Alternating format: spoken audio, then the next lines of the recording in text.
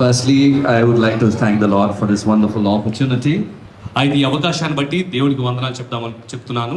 and I thank all the pastors. It's a wonderful fellowship in the presence of God that we all are rejoicing together. అయితే దేవుని సన్నిధిలో మనం అందరం ఆనందిస్తున్నాం. అలానే దైవ సేవకులకు కూడా మరి నా అభినందనలు. And all the wonderful relatives, friends who are here, well-wishers, all of you are here. We are so glad to see you. అయితే స్నేహితులు, మరి శ్రేయోభిలాషులు, చుట్టాలు అందరిని చూడడానికి చాలా ఆనందంగా ఉంది. I thank Pastor Samuel also for sharing the wonderful insight again from the Word of God. అయితే పాస్టర్ శామ్యూల్ గారు మంచి వాక్యాన్ని అందించారు. దాన్ని బట్టి కూడా ఆయనకు ధన్యవాదాలు. You know, when it comes to church and you share about living stones, that was inspiring me.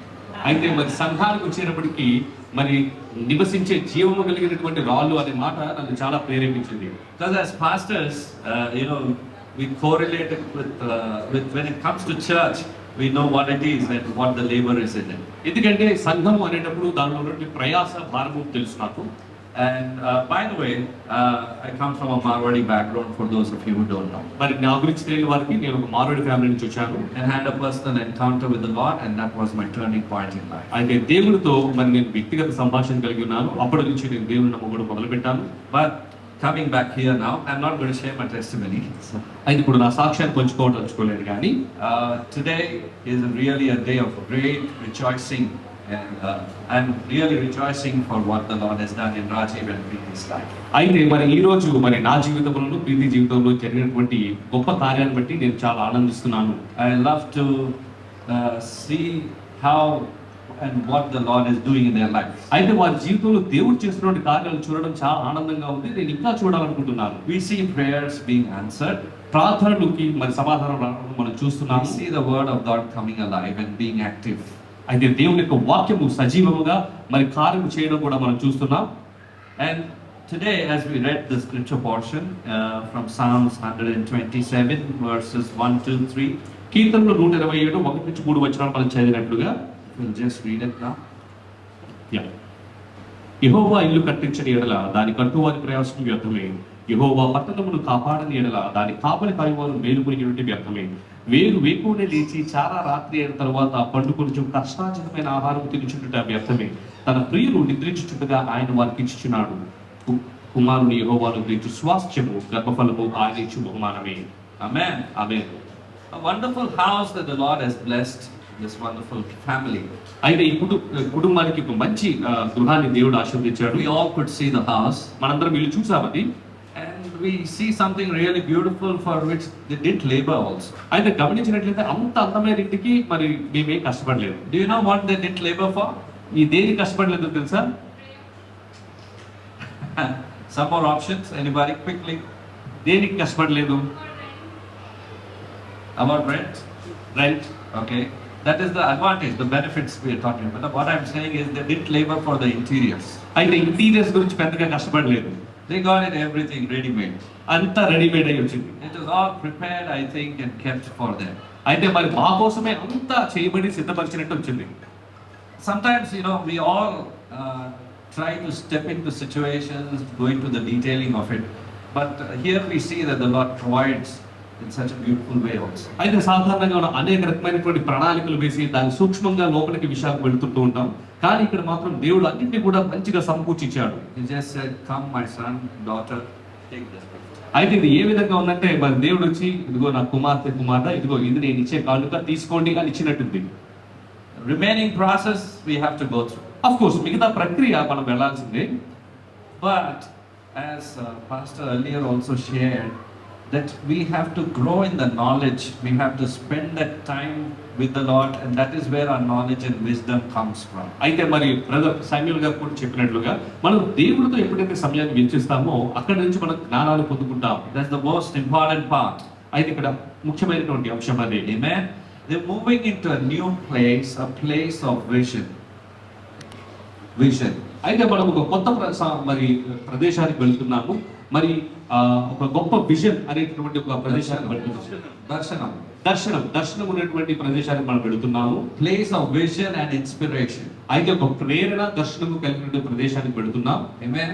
There are some things that maybe they face difficulties with, but now onwards, everything about it is going to change in the life. అయితే ఇంతవరకు మరి కొన్ని కష్టాలు అనుభవించే ఉంటారు, కానీ ఇప్పటి నుంచి కూడా అవన్నీ మారబోతున్నాయి. Amen. I think we all can believe the same for them.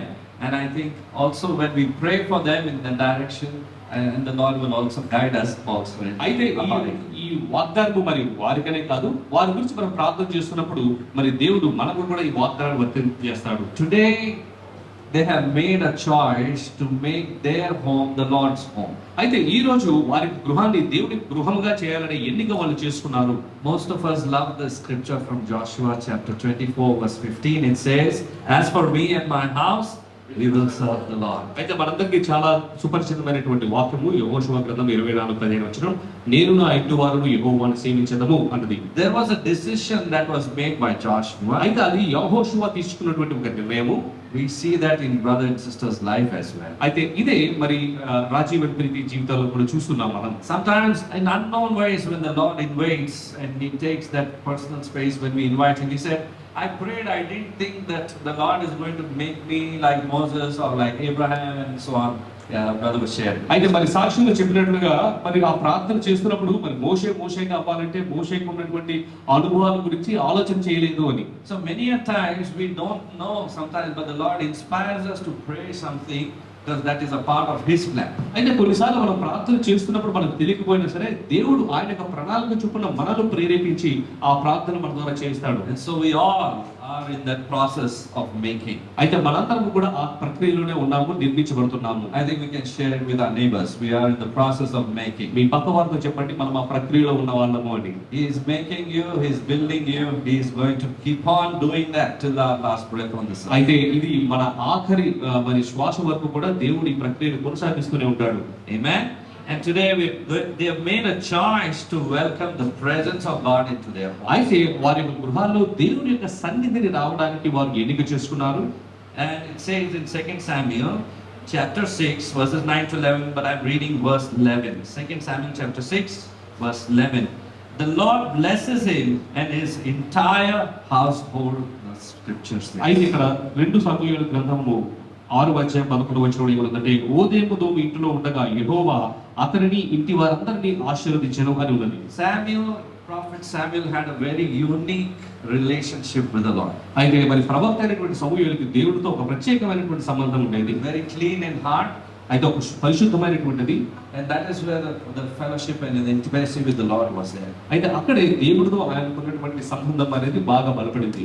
When our heart is cleansed by the blood of the Lamb, He is actually paving a way for us to come into the Holy of Holies. అయితే ఎప్పుడైతే మన యొక్క హృదయము దేవుని యొక్క రక్తంతో, గొడ్డుపిల్ల రక్తంతో కడగబడుతుందో మరింతగా పరిశుద్ధంగా అవ్వాలనే ప్రేరేపణ మనకు కలుగుతుంది. To be in the tangible presence of the Abba Father and to listen what He wants to speak to us. అయితే ప్రభు అయిన ఆ దేవుడి సన్నిధిలో ఉండి ఆయన ఏం చెప్పాలో వినడానికి మనలో ఒక రకమైనటువంటి ప్రేరణ కలుగుతుంది. Amen. And the third thing is, they are building an ark of salvation in their home. అయితే వారి యొక్క గృహంలో మరి రక్షణకు సంబంధించినటువంటి ఒక నిర్మాణం చేస్తున్నారు. Hebrews chapter 11 verse 7.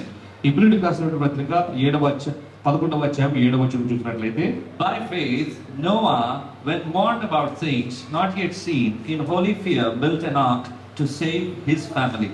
అయితే విశ్వాసమును బట్టి నోవాహు అది వరకు చూడని సంగతులను గూర్చి దేవుడి చేత హెచ్చరింపబడి భయభక్తులు గలవాడే తన ఇంటి వారిని రక్షణ కొరకు ఒక ఓడను సిద్ధము చేసెను. Hallelujah. There are many ways that we can initiate God's work in our homes itself. అయితే ఇలా చాలా రకాలుగా దేవుని యొక్క పనిని మన గృహం నుంచే మొదలు పెట్టొచ్చు. What do you see when you are at home? Where do you see your family? Maybe a few months or few days, maybe few years also from now. You need to grasp that with the help of the Spirit of God. అయితే మరి మీ యొక్క గృహంలో ఉంటున్నప్పుడు మీ యొక్క కుటుంబము 5 నెలలు కానీ, సంవత్సరం కానీ, 10 సంవత్సరాల తర్వాత కానీ ఎక్కడ ఉంటున్నారు అనేటటువంటి ఆలోచన మీరు చేస్తూ ఉండాలి. That's why the first point was about vision. అందుకనే మొట్టమొదటి దర్శనానికి సంబంధించినటువంటి Very మాట. important to receive this from the Lord. అయితే దేవుడి నుంచి పొందుకోవడం చాలా ముఖ్యం ఇది. When you have a vision, you will never be confused about what you are doing. ఎప్పుడైతే ఆ దర్శనం మనం పొందుకుంటామో మనము చేసే దానిని బట్టి మనము అటు ఇటు ఆలోచించము. No vision, confusion. అయితే దర్శనం లేకపోతే వచ్చేది మరి తికమకలే. Hallelujah. All of us need it in our life. మనందరికీ కూడా ఆ యొక్క స్పష్టత కావాలి. With different facet, whatever your calling might be, but the Lord wants to reveal himself to you in a much more greater manner. అయితే మీరు ఏ పరిస్థితుల్లో ఉన్నప్పటికీ కూడా దేవుడు కొన్ని విషయాలను మీకు స్పష్టంగా చూపించాలనుకుంటున్నాడు. Amen. So it is important for us to exalt God in our home. అందుకనే మన యొక్క గృహాలలో దేవుడిని హెచ్చించడం చాలా ముఖ్యము. Many details, but very briefly I have spoken. అయితే చాలా విషయాలు ఉన్నాయి, కానీ కొన్నే నేను చెప్పాను ఇప్పుడు. First and second one is be an example to others as well. 1 Timothy chapter 4 verse 12 we will read, Christ likeness in your home. Don't let anyone look down on you because you are young, but set an example for the believers in speech, in life, in love, in faith and in purity. అయితే మరి ఇక్కడ తిమోతికి రాసినటువంటి మొదటి పత్రికలో చెప్పినట్లుగా మీ యవ్వనత్వాన్ని బట్టి మనుషులు నిన్ను చిన్నచూపు చూడకుండా నీవు అందరికీ విశ్వాస విషయంలో, ప్రార్థన విషయంలో, మరి నడక విషయంలో మాదిరిగా ఉండవలెను అని వాక్యం చెబుతున్నది. Exalting God, setting an example. The third one is encourage one another. అయితే మొట్టమొదటిగా దేవుణ్ణి హెచ్చించుట, రెండవది ఒక మాదిరిగా ఉండుట, మూడవది ఇతరులను మరి ప్రేరేపించుట. To encourage one another also you have to be faithful towards it. అయితే ఇతరులను ఉత్సాహపరచడానికి కూడా మనము విశ్వాసములో బలముగా ఉండాలి. Many a times we will be discouraged, but it doesn't mean to say we continue to do that to others. మరి చాలా విషయాల్లో మనము కాస్త మరి నిరుత్సాహపడతాం, కానీ దాని అర్థం ఇతరులను కూడా మనం నిరుత్సాహపరచాలి అని కాదు. We all are here to encourage one another. మనందరం కూడా ఒకరినొకరు ప్రేరేపించుకోవడానికి, ఉత్తేజించుకోవడానికి ఉన్నాం. Amen. The fourth and I'll be sharing just 5, so I'm moving quick. The fourth one is educate. నాలుగవది మరి బోధించుట. Amen. Educate your children with godly ways in your home. అయితే మరి పిల్లలను దేవుని యొక్క మార్గంలో నిర్మించాలి. Very important what we do with children at home. Children or a child, or maybe we come across children out of home also. It is very important what we demonstrate for them. అయితే మరి పిల్లల విషయంలో కూడా మరి దేవుని పట్ల వారిని ఏ విధంగా పెంచాలి, వారికి ఇవన్నీ చూపించడం చాలా ముఖ్యమైనటువంటి అంశము. The last E, establish. అయితే మరి ఐదవది ఏమిటంటే నిర్మించుట, ఎస్టాబ్లిష్ చేయుట. Establish godly values in your home. అయితే దేవుని యొక్క నియమాలను ఇంటిలో స్థాపించుట. The devil is at work so swiftly that we're not able to know or recognize or discern also how he is trying to